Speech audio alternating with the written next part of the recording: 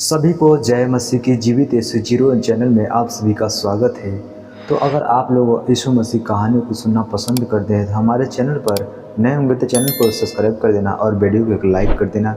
तो आज हम इस जानेंगे कि जब पेत्रतुस के हाथ से बड़े बड़े चिन्ह चमत्कार होते थे तो यहाँ पर पतरस वहाँ पर थे, जिस पेत्रतुस ने जब यहाँ पेत्रतुस के हाथ से रखने से बहुत चिन्ह और अद्भुत काम लोगों के बीच में दिखाई जाते थे और वह सब एक चित होकर सुलेमान के ओसारे में इकट्ठे हुए करते थे।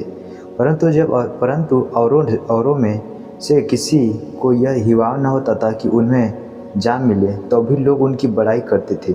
मतलब फिर भी उन लोगों को ऐसा नहीं होता था। जब उनके प्रभु यीशु को चेलों को जब पेत्रतुस के हाथ से बड़े बड़े काम होते थे, लंगड़े चलते थे, बीमारी कई प्रकार की, चाहे कितनों बड़े दुखों में लोग पड़े थे, सबसे मुक्त होते थे। तो वहाँ पर लोगों ने डर के कारण उस यीशु के नाम पर विश्वास नहीं करते थे। जबकि वहाँ विश्वास करने वाले में से बहुत से पुरुष स्त्रियाँ प्रभु की कलीसिया में बड़ी संख्या में मिलते रहे। यहाँ तक कि लोग बीमारों को सड़कों पर लाकर खाटों और खटोलों पर लिटा देते थे कि जब पतरस आए तो उनकी छाया ही में से किसी को पर पड़ जाए।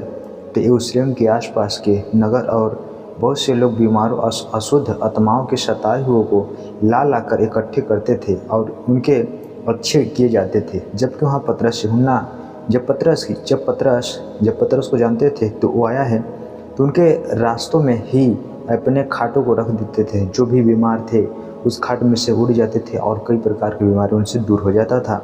लेकिन यहाँ पर महायाजक उसके साथी जो सदुकी के पथ में थे डाह करते भर उठे और पेत्रतुस को पकड़कर बंदीगृह में बंद कर दिया। रात को प्रभु के एक दूत ने बंदीगृह के द्वार खोलकर उन्हें बाहर लाकर कहा, जाओ मंदिर में खड़े होकर इस जीवन की सब बातें लोगों को सुनाओ। वो यह सुनकर भोर होते ही मंदिर में जाकर उपदेश देने लगे। तब महायाजक और उसके साथियों ने आकर सभाओं को और इस्राएलियों के सब पुरनियों को इकट्ठे किया और बंदीगृह में कहला भेजा कि उन्हें लाएं। परंतु प्यादों ने वहां पहुंचकर उन्हें बंदीगृह में न पाया और न लौटकर संदेश दिया। हमने बंदीगृह को बड़ी चौकसी से बंद किया हुआ और पहरवालों को बाहर द्वारों पर खड़े हुए पाया। परंतु जब द्वार खोला गया बंदीगृह का, तो भीतर कोई न मिला। जब मंदिर के सरदार और प्रधान याजकों ने ये बातें सुनी तो उनके विषय में भारी चिंता में पड़ गए कि उनका क्या हुआ। इतने में किसी ने आकर उन्हें बताया कि देखो जिन्हें तुमने बंदीगृह में बंद रखा था वह मनुष्य मंदिर में खड़े हुए लोगों को उपदेश दे रहे हैं। तब सरदार प्यादों के साथ जाकर उन्हें ले आया, परंतु पूर्वबलक नहीं, क्योंकि वह लोगों से डरते थे कि हम पथराव न करें। उन्होंने उन्हें लाकर महासभा के सामने खड़ा किया। तब महायाजक ने उनसे पूछा, क्या हमने तुम्हें चिता कर आज्ञा न दी थी कि तुम इस नाम से उपदेश न करना? तो भी देखो, तुमने सारे यरूशलेम को अपने उपदेशों से भर दिया है और उस व्यक्ति का लहू हमारे गर्दन पर लाना चाहते। तब पतरस ने और अन्य पेत्रतुस ने उत्तर दिया कि मनुष्य की आज्ञा से बढ़कर परमेश्वर की आज्ञा का पालन करना ही हमारा कर्तव्य है।